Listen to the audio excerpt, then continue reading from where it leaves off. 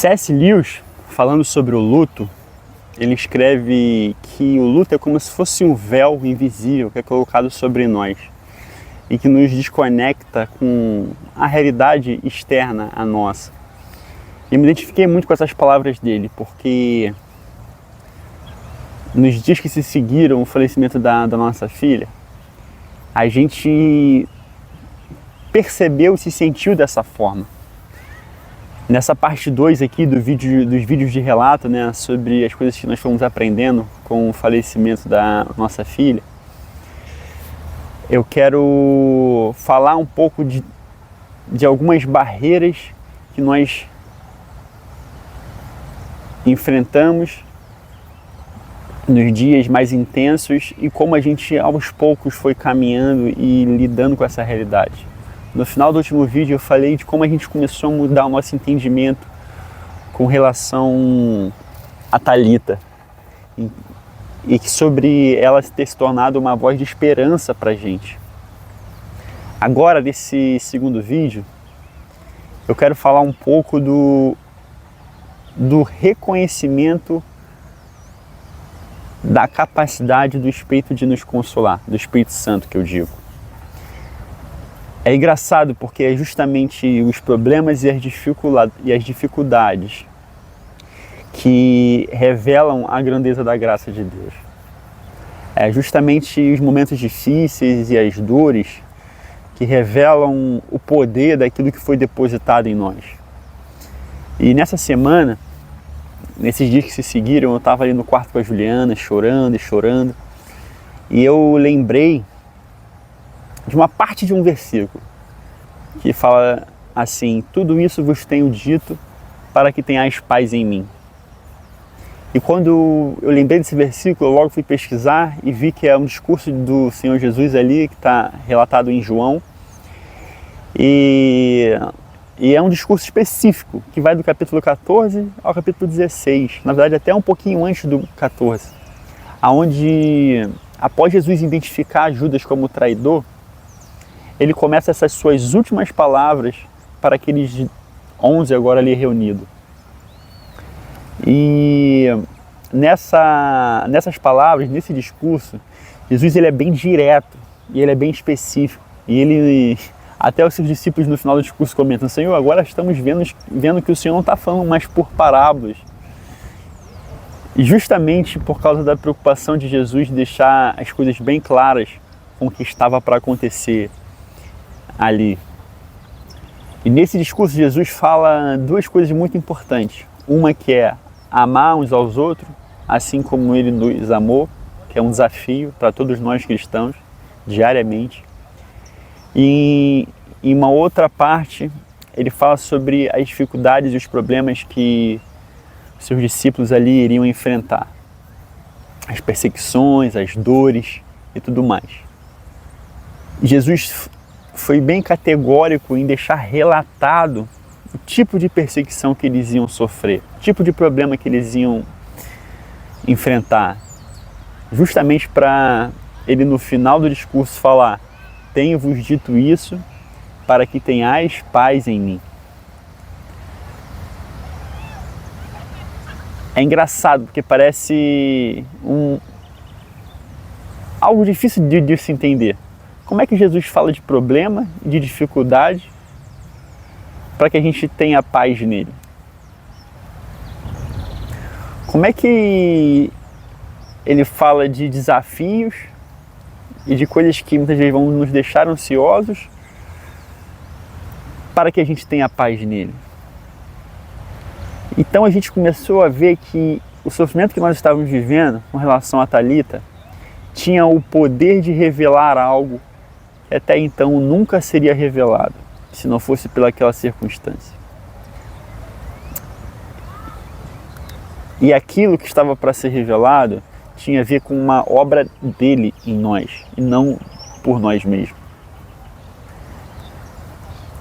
Eu falei sobre esse distanciamento que a gente vive com a realidade externa, e de maneira alguma eu estou querendo desvalorizar as palavras que as pessoas deram para a gente, o afeto que as pessoas manifestaram, o carinho que manifestaram. Tudo isso foi muito importante e a gente lembra de cada mensagem, cada carta, cada lembrança, e a gente guarda isso com muito carinho. Mas parece que todas essas coisas não estão resolvendo ali o problema de fato, sabe? Parece que as palavras e tal não surtem o efeito que a gente está querendo que surte dentro da gente. Porque a gente está com realmente um buraco ali dentro da gente.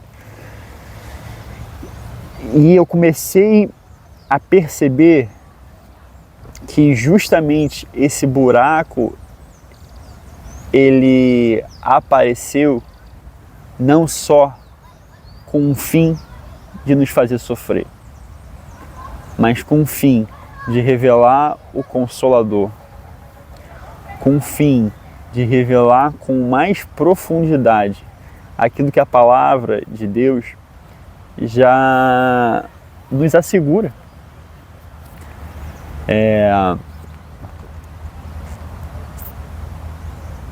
Então,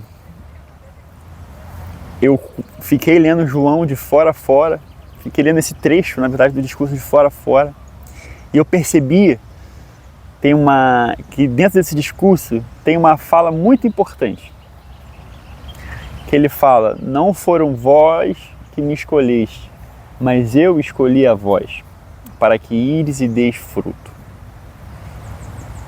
E é engraçado, né, que parece que Jesus escolheu os seus discípulos para o sofrimento. Mas a gente só pensa dessa forma se a gente encarar a nossa vida como simplesmente tudo que está diante de nós e esse tempo que nós estamos aqui na Terra. Porque Jesus ali está falando especificamente sobre as coisas que estavam por vir, sobre o futuro, sobre os problemas que eles iam enfrentar. E eu estava conversando com a Juliana numa dessas noites. Eu falei: amor, o que mais nos faz sofrer é a gente pensar em tudo aquilo que a gente não vai conseguir viver com a Thalita, em tudo aquilo que a gente não vai conseguir experimentar com ela. Porque, cara, a gente é muito feliz com o Tomás, a gente é muito realizado com ele, com a criança que ele é. E eu comentava com ela assim, é até difícil falar, eu comentava com ela assim: cara, a gente ia ser muito feliz com a Thalita, eu tenho certeza disso. Mas isso é uma certeza que eu tenho baseado no que eu já vivi com o Tomás e não de uma certeza exata do futuro, porque nós não temos essa certeza do futuro. Nós não sabemos o que poderia acontecer. Nós não sabemos do que o Senhor nos poupou ou nos preservou com relação à nossa família e à nossa casa. Então, se o que está nos trazendo tristeza é o futuro, Jesus me fez lembrar de uma passagem da Bíblia que ele está falando sobre o futuro e que ele está expondo o futuro para que a gente encontre paz e não para que a gente encontre ansiedade.